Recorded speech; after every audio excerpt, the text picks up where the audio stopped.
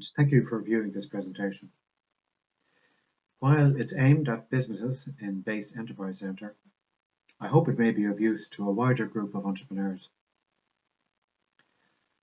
Most of my career was spent in Enterprise Ireland in a variety of different roles, and since I retired in 2014, I've been a mentor with Fingal Local Enterprise Office, as well as a board member of Base. I've seen the transformation of the Irish industrial scene from a position where there were very few Irish startups in the 1980s to one where hundreds of startups get underway each year, funded by a variety of VC sources and assisted by an amazing ecosystem of supports.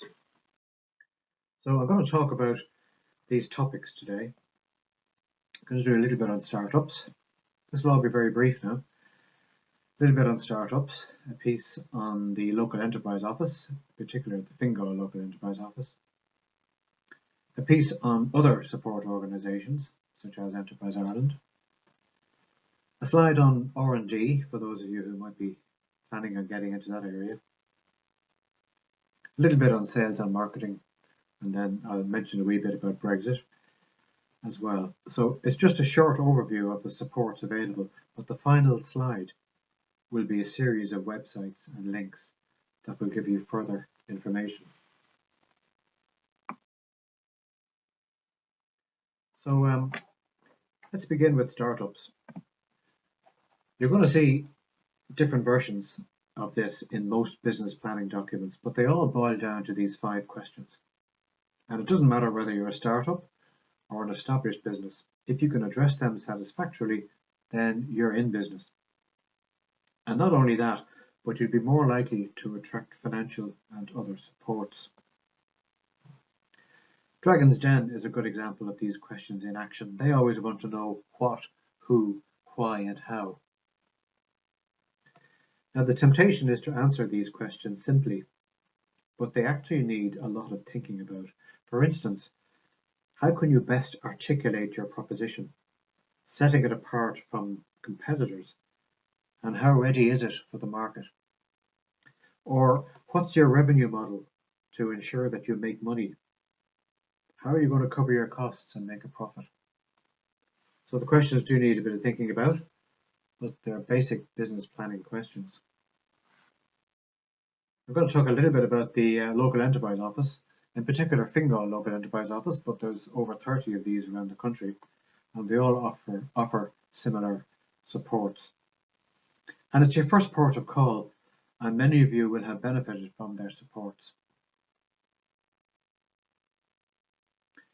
The starting point really is business advice clinics and mentoring, which is free at present, as indeed are many of the training programs, and you'll find connections to all these on their website. In terms of funding, feasibility will give you a grant of 50% on expenditure up to 30k.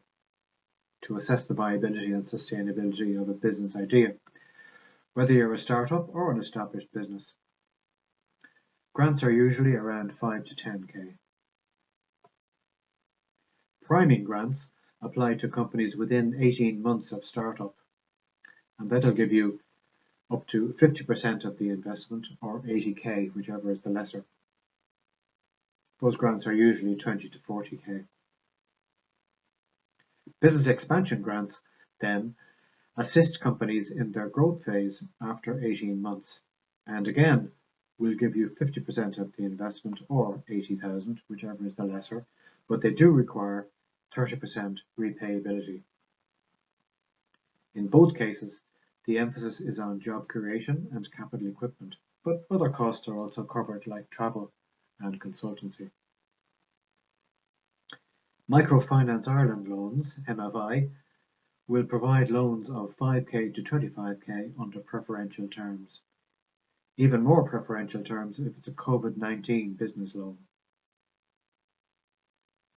Then trading online vouchers will give you currently a grant of 90% on expenditures up to 5k for developing an e-commerce site or for adding an e-commerce facility to your existing site. Note that it doesn't cover the development of a basic brochure site, just the upgrade to e-commerce. Then the TAME grant means technical assistance from micro exporters. The TAME grant will help you to explore export markets via trade show attendance, etc., including developing a website for an export market. For instance, a German market website is not simply a matter of translating your Irish site. It needs to be couched in terms that German people will relate to. So grant support on expenditures under the TAME scheme is available at 50% up to 5k. The Lean support takes groups of companies through a productivity improvement program for manufacturing and services. The Fingal Enterprising Women Network is a powerful network for female entrepreneurs, providing great support for female entrepreneurs. And finally, the R&D support schemes are covered later, in particular the Agile investment scheme. There's other sources of support, of course. Intertrade Ireland is an excellent organisation supporting cross-border trade, and they're based in Newry. Their Elevate scheme provides 5k funding for specialist sales and marketing support, while Acumen helps you to fund a full or part-time salesperson in Northern Ireland.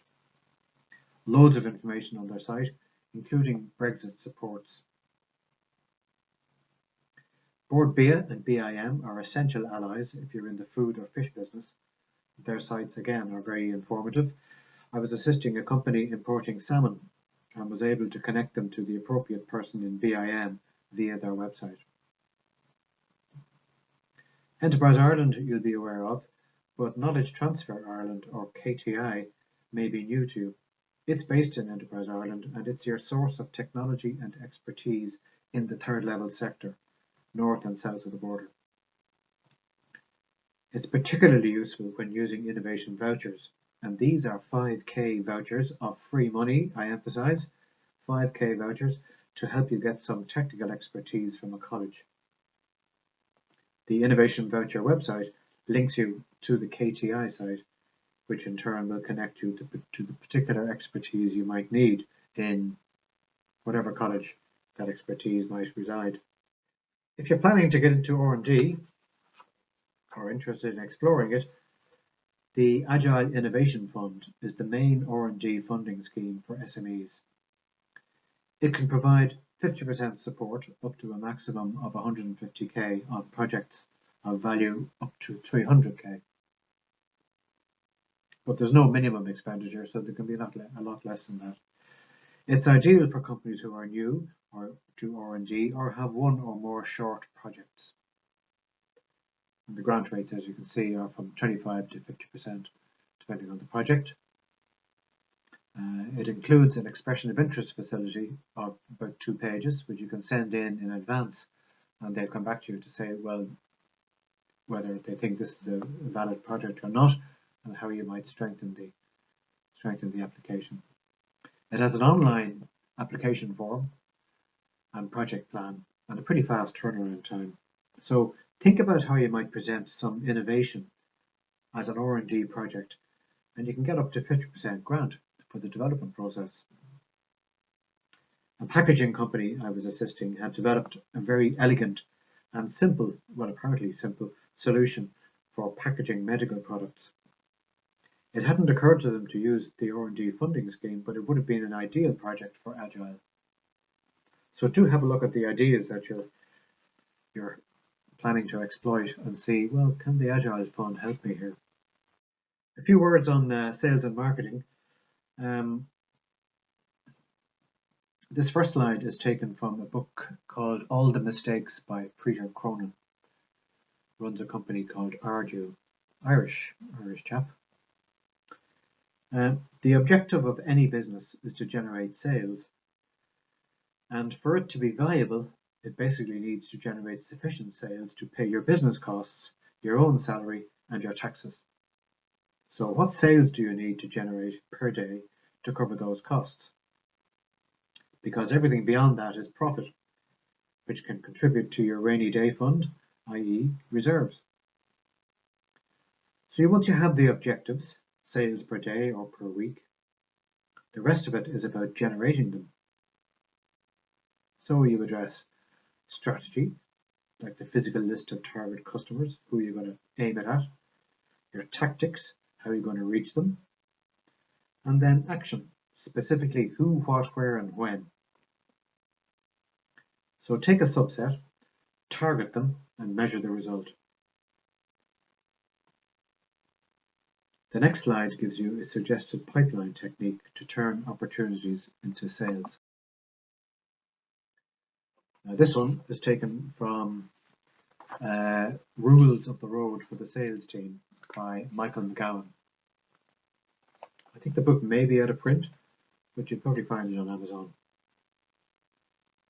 And he has a 6-stage process. So stage 1 is where you might start off with, say you have 12 opportunities, 12 companies you're going to target. And in stage 2, you move to securing, say, 9 appointments, or maybe only 6 appointments. Let's say it's 9 appointments. Following that, maybe 6 of them turn out to be prospects, with maybe a 25% chance of closing them. The next stage, having worked with them for a while, maybe 2 of them turn out as prospects. And you've now got a decision from the company to keep working with you, moving you up to 50% chance of closing. And then stage 5 is one of these actually provides a verbal commitment, moves up to 90%. And if you can close with him, you've then got 100%, and you got a deal. Now all of this may sound very simplistic, and both slides are dealt with in far more detail in the books that they're drawn from.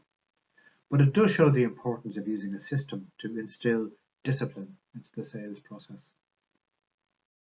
Then I mentioned Brexit and getting Brexit ready, and there are 10 steps towards getting Brexit ready. Now, all of these steps are dealt with in far more detail than I can cover, dealt with on various websites, in particular gov.ie/Brexit. But these are the basic steps for Brexit. And if you haven't done it already, then you want to get the finger out. So register with revenue for your EORI number. Decide how you're going to pay your customs duties. Maybe it's through deferred payment authorization rather than having to pay it transaction by transaction. Clarify your codes using the tariff, your goods using the tariff codes. You'll find all that on the various websites. Decide who's going to lodge your customs declaration, you or an agent.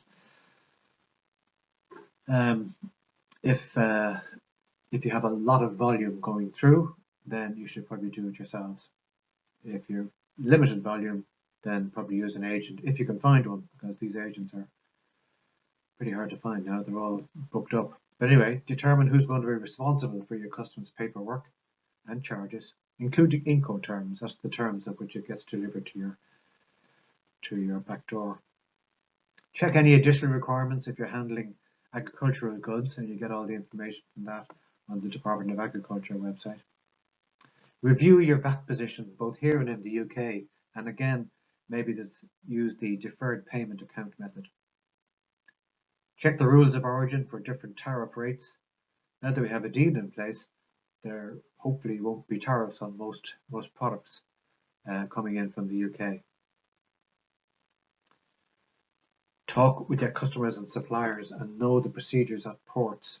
I found that most of the Irish companies I've spoken to who have suppliers from the UK have been amazed at the lack of preparedness of their UK suppliers.